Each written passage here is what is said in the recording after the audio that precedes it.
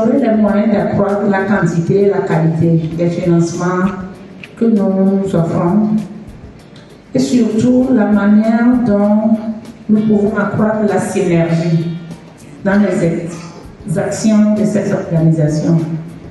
Parce que parfois je dis, sans le vouloir et sans le savoir, nous contribuons à accroître les scissions au sein du mouvement et les problèmes au sein du mouvement. Deux choses de plus que je voudrais ajouter qu'on a apprises récemment sur qu'est-ce qui fait un mouvement féministe, particulièrement pour nous. La première, c'est que ce n'est pas que le financement. Il y a un accompagnement qui englobe les ressources financières. Donc à l'AWPF, par exemple, on fait beaucoup de formation. Beaucoup de formation, on fait beaucoup d'accompagnement et au fur et à mesure, on se rend compte que ce n'est pas que la formation technique, il y a investir dans la résilience des organisations pour que ce soit le Covid, que ce soit la guerre, etc., on puisse rester debout. Il y a aussi la solidarité et le soin collectif. Ce qui nous maintient ensemble en tant que mouvement, ce n'est pas juste travailler dans la même direction, c'est travailler ensemble. Et donc voilà, le repos, les partenariats, la sororité, etc. Il faut investir dans ces espaces, dans les soins et dans...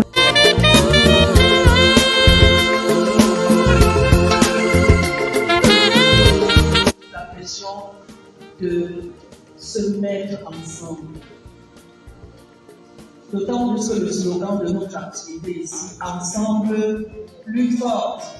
Ensemble plus forte. À vrai dire, il y a des financements disponibles, mais les bailleurs de fonds, je parle le cas de l'Union européenne, que je connais particulièrement, et dont les procédures sont très compliquées et les lignes directrices très complexes.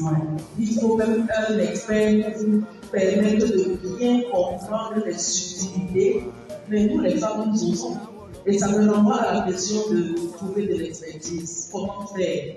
Lorsque nous avons identifié ce projet qui a été financé à 500 000 € pour 3 ans, nous avons regardé les organisations qui ont déjà été financées par l'Union européenne et nous avons détecté un expert dedans qui nous a aidé et nous dit vous voulez qu'on le paye. Mais nous avons, ça pas mis à la question du coût.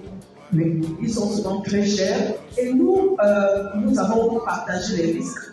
En allégeant les charges, nous sommes cotisés, les organisations de G7 qui nous ont entendus pour nous mettre en consortium. Nous avons cotisé entre nous pour payer les charges de ce consultant.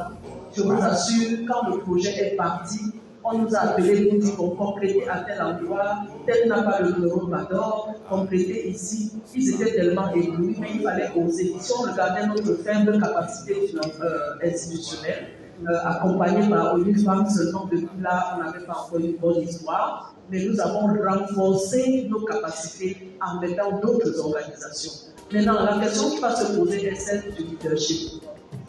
Très souvent, difficile de se mettre ensemble parce que chacun dit c'est moi le leader, or le bailleur de fonds a besoin juste de l'adresse d'une organisation.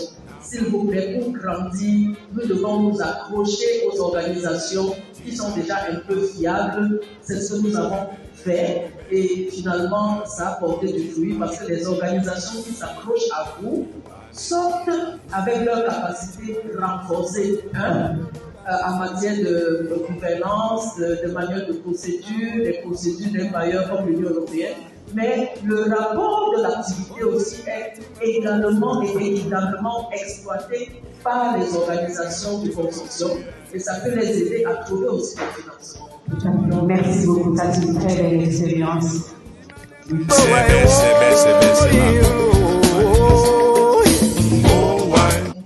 Maintenant, aux associations qui ne sont pas forcément orientées en handicap, comme elles le disent parfois, je suis disponible. Les besoins de conseiller, diverses institutions, même gratuitement, je suis disponible pour que vous puissiez avoir cette approche-là qui n'exclut pas cette autre catégorie de femmes. Parce que je dis, l'égalité qu'on recherche, si nous sommes exclus, on ne l'atteindra jamais. C'est clair. Merci beaucoup.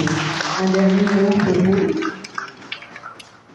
Je pense que pour chaque femme, partenaires présents, chaque bailleur présent dans cette salle, si vous preniez la décision de demander à OEC d'identifier 3 ou 5 structures par pays pour les accompagner sur la supervision de OEC pour l'obtention de ces documents, je me dis que d'ici une année, nous aurons une vingtaine d'associations qui vont se présenter plus professionnelles, plus ressourcées, aptes à réaliser les grands défis.